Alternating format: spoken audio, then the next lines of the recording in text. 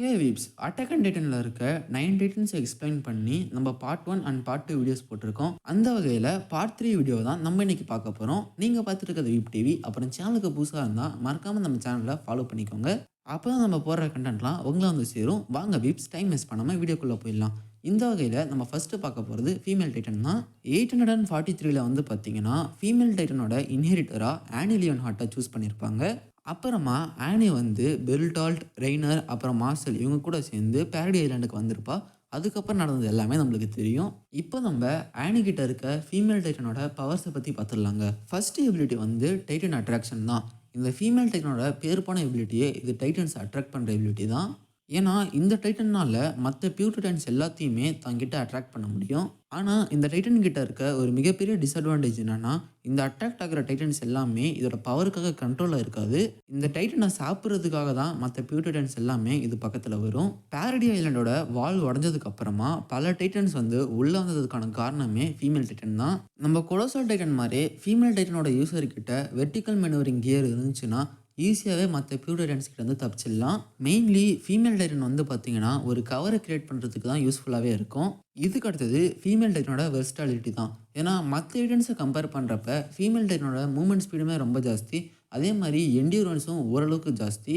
ஏன்னா ஆனியால் several hours வந்து பார்த்தீங்கன்னா இந்த டைட்டன் ஸ்டேட்டில் இருக்க முடியும். அடுத்ததாக ஃபீமேல் டைட்டனோட ஒரு எபிலிட்டியான ஹார்டனிங் தான். ஏன்னா மற்ற டைட்டன்ஸ் மாதிரி இதாலையும் ஹார்டனிங்கை யூஸ் பண்ண முடியும். அது கூடவே ஃபீமேல் டைட்டனால் ஒரு கிறிஸ்டல் கோக்குனையும் கிரியேட் பண்ண முடியும். வாரமேட் டைட்டன் மாதிரி ஃபீமேல் டைட்டனை வெளியே வச்சுக்கிட்டு இந்த குக்குன் மூலயமா அதை கண்ட்ரோல் பண்ண முடியுமான்னு கேட்டால் அது முடியாது. இந்த கிறிஸ்டல் வந்து பார்த்தீங்கன்னா ஆனியோட கண்ட்ரோலில் தான் இருக்கும். மேபி ஃபவுண்டிங் டைட்டன் நினச்சா இந்த கிறிஸ்டலை வந்து மெல்ட் பண்ணும். இதை தாண்டி ஃபீமேல் டைட்டனுக்கு சொல்லிக்கிற அளவுக்கு எந்த பவருமே இல்லை. அடுத்து நம்ம பார்க்க போகிறது the Titan of Freedom attack Titan தான்.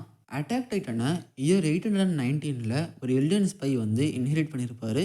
அவர் பேர் தான் ஈரன் குரூகர். ஈரன் குரூகர் வந்து தன்னோட கடைசி காலம், அதாவது டைட்டன் ஷிஃப்டர் ஆகிட்டு 13 வருஷம் கழிச்சு கிரீஷா ஐகரை பார்ப்பாரு. ஸோ இயர் 832 கிரீஷா ஐகர் கிட்ட இந்த டைட்டனை இன்ஹெரிட் பண்ணதுக்கு அப்புறமா என்னென்னலாம் பண்ணணும்னு சொல்லிட்டு அவர்கிட்ட சொல்லி அமைச்சிருவாரு. அதே மாதிரி கிரீஷா ஐகரும் பேரடிக்குள்ளே வந்து ஒரு ஃபேமிலியை கிரியேட் பண்ணி சந்தோஷமாக வாழ்ந்துட்டு இருப்பாரு. 845 டைட்டன் இன்வேஷன் நடக்கிறப்போ கிரீஷா வந்து கிங் ஆஃப் வால்ஸ் கிட்ட போயிட்டு ஹெல்ப் கேட்பாரு. ஆனால் ரீஸ் ஃபேமிலி வந்து அதுக்கு ஒத்துக்க மாட்டாங்க. ஸோ இவர் வேறு வழி இல்லாமல் ஃபவுண்டிங் டைட்டனை சாப்பிட்டுட்டு ஈரன் கிட்ட அந்த ஃபவுண்டிங் டைட்டனை கொடுத்துருவாரு. அதாவது எரனை வந்துட்டு ஒரு டைட்டனாக மாற்றிட்டு தன்னைத்தானே எரன் கிட்ட சாக்ரிஃபைஸ் பண்ணிப்பார். இது மூலயமா எரன் வந்து ஃபஸ்ட்டு அட்டாக் டைட்டனை இன்ஹெரிட் பண்ணுவான். அட்டாக் டைட்டன் வந்து பார்த்தீங்கன்னா அதோட மூளை சொல்கிற மாதிரி யோசிச்சு மனசு சொல்கிற மாதிரி வேலை செய்யும். இதனால தான் நம்ம அட்டாக் டைட்டனை எல்லாரும் ஃப்ரீடம் டைட்டன்னு கூப்பிடுவாங்க. அட்டாக் டைட்டனுக்கு வெளியே எந்த எபிலிட்டிஸுமே இல்லை. இன்ஃபேக்ட் ஹார்டனிங் எபிலிட்டிஸ் கூட அந்த இன்ஜெக்ஷனை போட்டு தான் அட்டாக் டைட்டன் வாங்கும். ஆனால் அட்டாக் டைட்டன் கிட்ட இருக்க ஒரு மிகப்பெரிய எபிலிட்டி என்னன்னா அது மெமரி கம்யூனிகேஷன் தான். இந்த அட்டாக் டைட்டனோட பவரை வச்சு எதர் ஃபியூச்சரில் இருக்க மெமரிஸ் கூடயோ இல்லைனா பாஸ்ட்டில் இருக்க மெமரிஸ் கூடயோ நம்மளால் கம்யூனிகேட் பண்ண முடியும். ஃபியூச்சரில் யாரும் இதை யூஸ் பண்ண மாதிரி நம்மளுக்கு காட்டல. ஆனால் எரன் வந்து பாஸ்ட்டில் நிறைய டைம் இதை யூஸ் பண்ணி நிறையா பாஸ்ட்டே ஆல்ட்ரு பண்ணியிருப்பான். பாஸ்ட்டை ஆல்ட்ரு பண்ணியிருப்பான் இந்த சென்ஸ் எரன் ஆசைப்பட்ட மாதிரி தான் பாஸ்ட்டில் எல்லா விஷயமுமே நடந்திருக்கும். அதே மாதிரி இந்த பவரை வச்சு நம்மளால் ஃபியூச்சரையும் பார்க்க முடியும். இதனால தான் ஈரன் குரூகர் வந்து மீகாசாவையும் ஆர்மினையும் காப்பாற்றுங்கன்னு சொல்லியிருப்பாரு. என்னதான் நம்ம சீரீஸோட ஒன் ஆஃப் த மெயின் கேரக்டர்ஸாக அட்டாக் டைட்டனை காமிச்சாலுமே அட்டாக் டைட்டனுக்கு வெளியே எந்த பவருமே இல்லை. இதுக்கடுத்து தான் நம்ம பார்க்க போகிறது இருக்கிறதுலே ரொம்பவே பவர்ஃபுல்லான டைட்டனான ஃபவுண்டிங் டைட்டன் தான். இந்த ஃபவுண்டிங் டைட்டனோட பவரை வந்து கிரீஷா ஐகர் ரீஸ் ஃபேமிலியிலேருந்து திருடி நம்ம எரன்கிட்ட கொடுத்துருப்பாரு. இந்த ஃபவுண்டிங் டைட்டனை பற்றி தெரிஞ்சுக்கணுன்னா டைட்டனை பற்றி ஆல்ரெடி ஒரு வீடியோ நம்ம சேனலில் இருக்குது, அதை மறக்காமல் செக் அவுட் பண்ணி பாருங்கள். ஃபவுண்டிங் டைட்டனோட எபிலிட்டிஸ் வந்து நம்ம பார்த்தோம்னா இதுதான் இருக்கிறதுலே பவர்ஃபுல்ங்கிறதுனால இதுக்கு நிறையவே எபிலிட்டிஸ் இருக்குது. ஃபர்ஸ்ட் எபிலிட்டி வந்து பார்த்தீங்கன்னா டைட்டன் கிரியேஷன். ஃபவுண்டர் இமீர் மூலயமா பல எல்டியன் மக்கள் உருவானாங்கிறதுனால எந்த ஒரு எல்டியனை வேணால் ஃபவுண்டிங் டைட்டனால் ஒரு டைட்டனாக மாற்ற முடியும். இதுக்கு வந்து பார்த்தீங்கன்னா டைட்டன் ஃப்ளூயிட் தேவைப்படாது. பட் ஆனால் ஃபவுண்டிங் டைட்டனோட உடம்புலேருந்து வர கேஸ் மூலயமா எல்டியன்ஸை வந்து டைட்டனாக கிரியேட் பண்ணும். ஃபவுண்டிங் டைட்டன் நினச்சா மட்டும் போதும், ஆட்டோமேட்டிக்காக எந்த ஒரு எல்டியனா டைட்டனாக மாறிடுவாங்க. ஃபவுண்டரால் டைட்டன்ஸ் எப்படி கிரியேட் பண்ண முடியுமோ அதே மாதிரி டைட்டன்ஸை கண்ட்ரோலும் பண்ண முடியும். இதை பண்ணணும்னா ஃபவுண்டர் கிட்ட ராயல் பிளட் இருக்கணும். ஆனால் இரனோட கேஸில் இரன் கிட்ட ராயல் பிளட் இருக்காது. ஆனால் எரன் வந்து டயானாவோட டைட்டனை டச் பண்ணுறப்ப அவனால் ஃபவுண்டிங் டைட்டன் மாதிரியே மற்ற டைட்டன்ஸை கண்ட்ரோல் பண்ண முடியும். இது மூலயமா தான் ரெய்னரோட கேங் வந்து பார்த்தீங்கன்னா எரன் கிட்ட ஃபவுண்டிங் டைட்டன் இருக்குதுங்கிறதே கண்டுபிடிப்பாங்க. நார்மல் டைட்டன்ஸ் மட்டும் இல்லாமல் வால்குள்ளே இருக்க கொலோசல் டைட்டன்ஸை கூட எரனால் கண்ட்ரோல் பண்ண முடியும். இது மூலயமா தான் உலகத்தையே அழிக்கிறதுக்காக எரன் வந்து ரம்பிளிங்கை ஸ்டார்ட் பண்ணியிருப்பான். இதுக்கடுத்து தான் இருக்கிறது மெமரி மேனிப்புலேஷன். கிங் ஃப்ரிட்ஸ் வந்து பார்த்தீங்கன்னா ஃபவுண்டரோட பவரை யூஸ் பண்ணி எல்லியன் மக்களோட மெமரியை ஆல்டர் பண்ணிடுவார்.